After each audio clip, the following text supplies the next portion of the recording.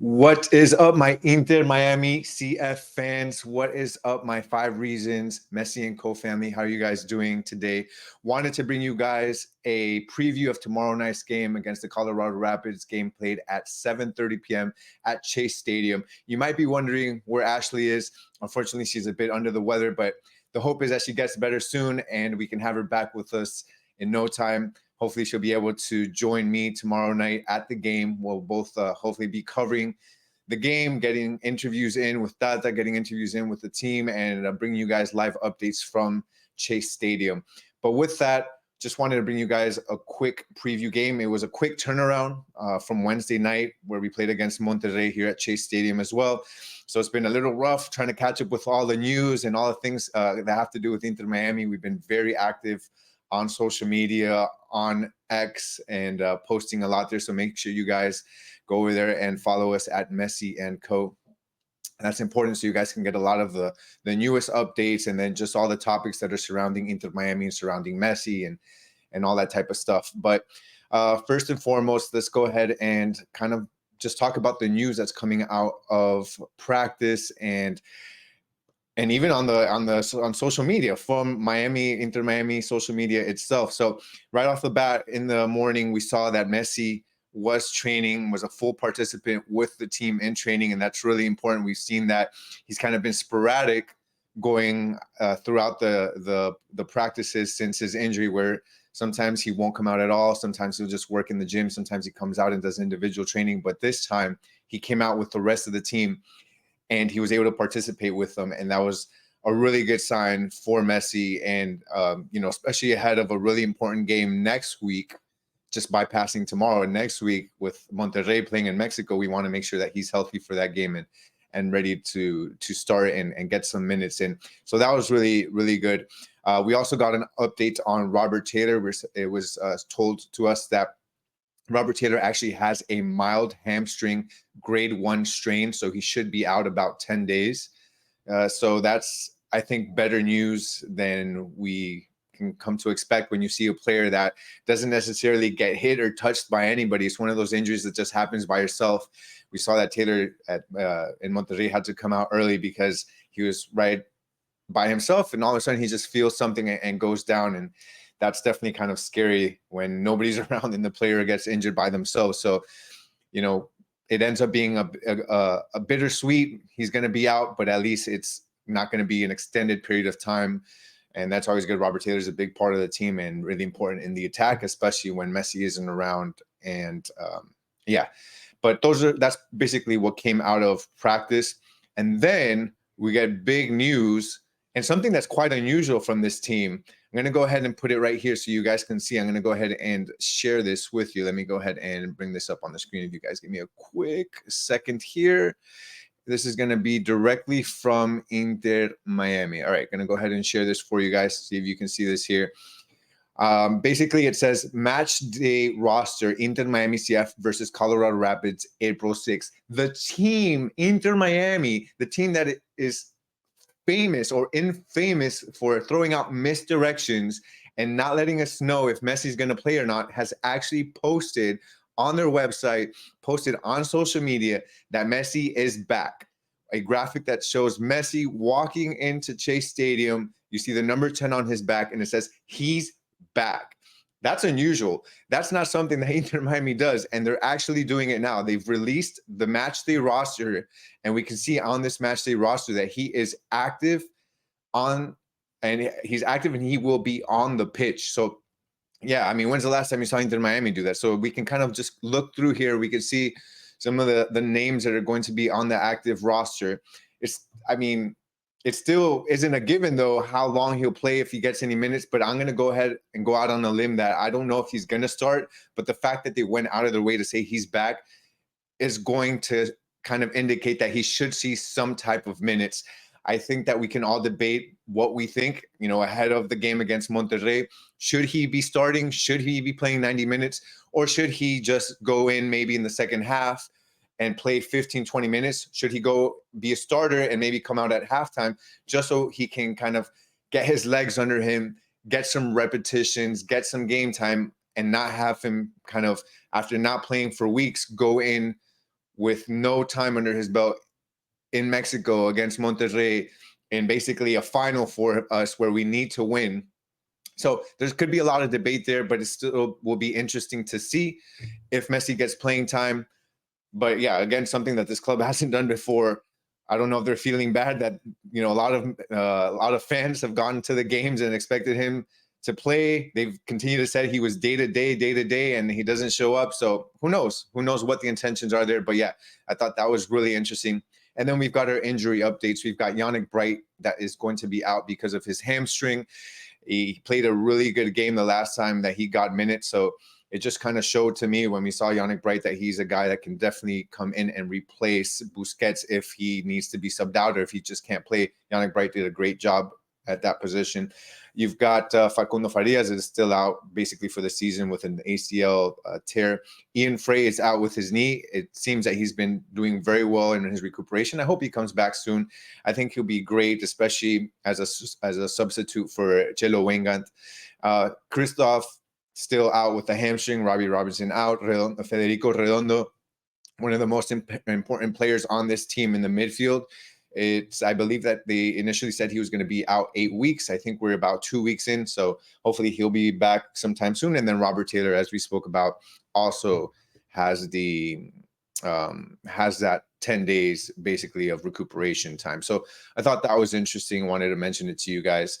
But yeah, about that game, I think it's going to be an interesting game for Inter Miami. Inter Miami have kind of been struggling in the league since Messi stopped playing because of injury. I think his last game that he played for us was against Nashville and the Conca champions. But after that, he's basically just been nursing that injury. We can kind of look back at some of the games since his last game. After that game against Nashville, we went ahead and played against DC United, where we won 3-1 in that game.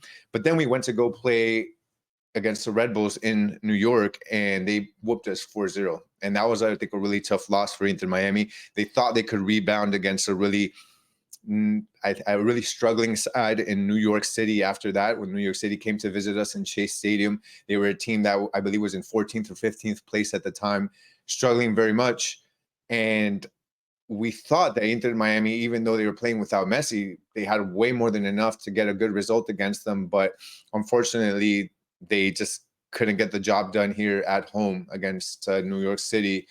They missed a lot of chances, and yeah, they've kind of been struggling. They've only been able to muster out of those 3 games that Messi didn't play since his injury, they've gotten 4 points out of a possible 9. And if we want to look at the standings, that'll probably give us a better indication too of where Inter Miami stands and also where our opponent stands. So let's go ahead and check that out really quickly. Let's go ahead and see where our standings are right here.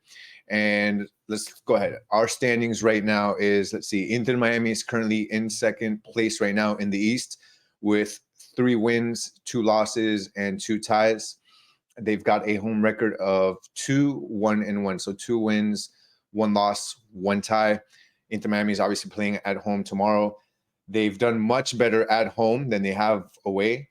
So I think that that's obviously going to be a given. Anytime you play at home, you're playing with a bit more of strength on your side. You know the field. You've got the fans behind you. So that should give them definitely a positive.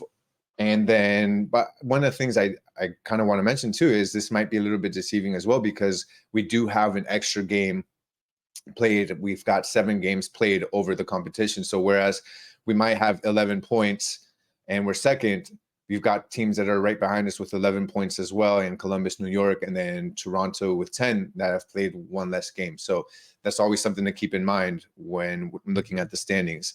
Now, as far as Colorado, how is Colorado faring so far in league play? They are currently 7th in the West. They have 2 wins, 2 losses, and 2 ties. Now, you might be looking at that and saying, okay, we're better. Colorado necessarily isn't the best team. But as we've come to see with this Inter Miami team who's still trying to figure out how to play without Messi or with limited minutes by Messi, you never know. It doesn't matter who plays or what team we play against.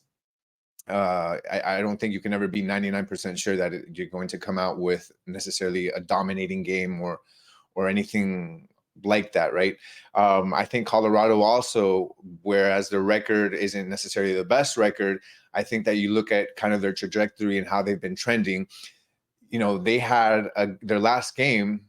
They played LA. They were losing. I believe it was 2-1 or 2-0, something like that. They ended up winning the game 3-2. They had a really nice comeback, and they were led by their number 10, their DP Mihailovic, the U.S. men's national team player, who, man, I mean, they were waiting for him. He came in January to play for Colorado. They were waiting for him to really find his groove and to start playing well for the team. And he definitely did that last game against LA.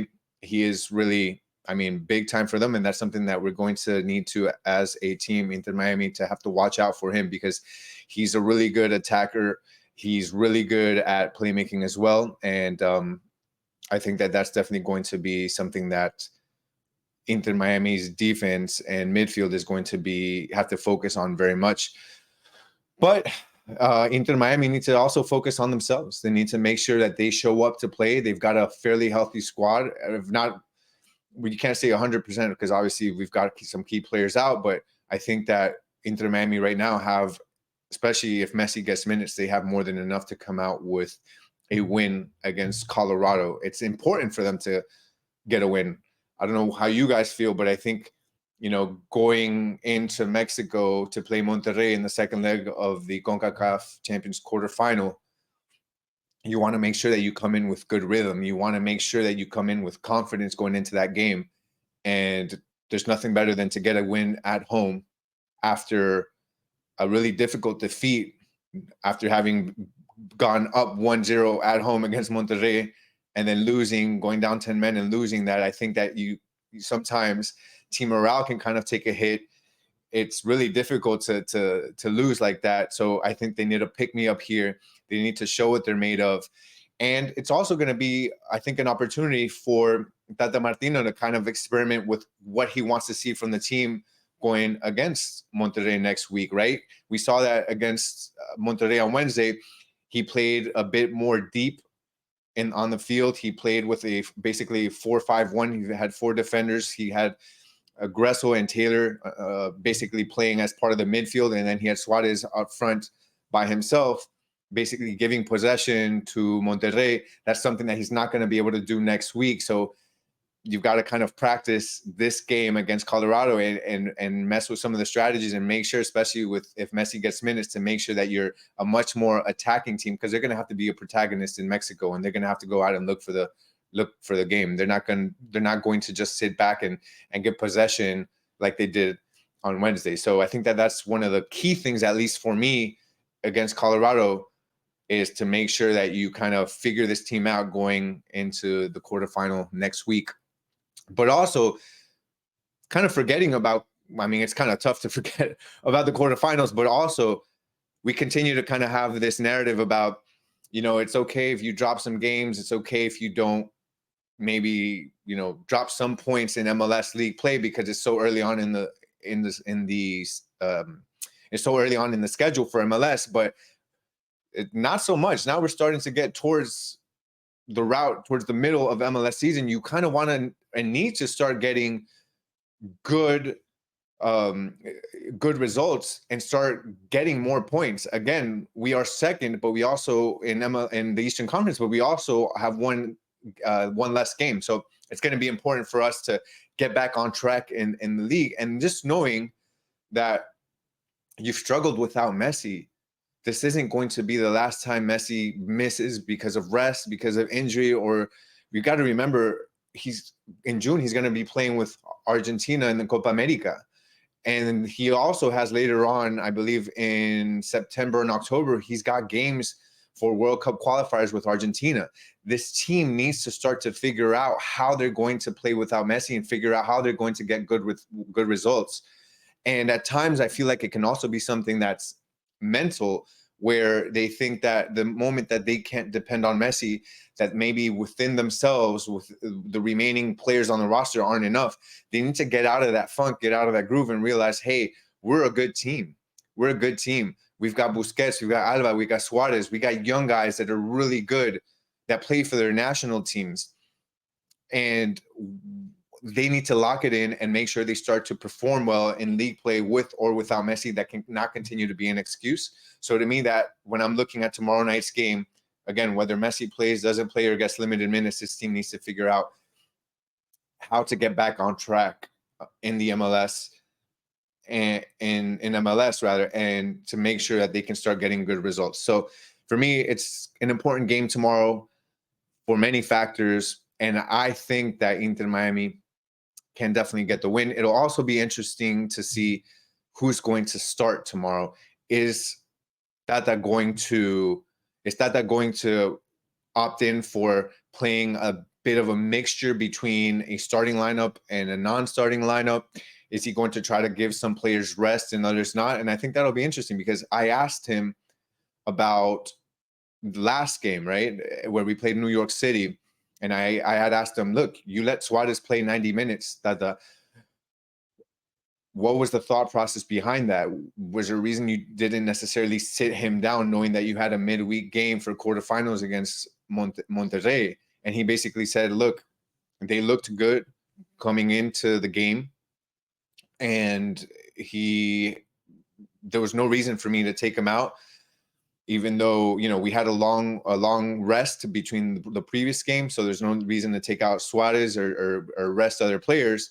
But that'll be a different conversation we'll have going up against Colorado after having a midweek game for Champions Cup. So going based off of that, I could definitely see where we might have some rested players for tomorrow's game. Messi might start. Maybe we don't see Suarez and we see Campana start.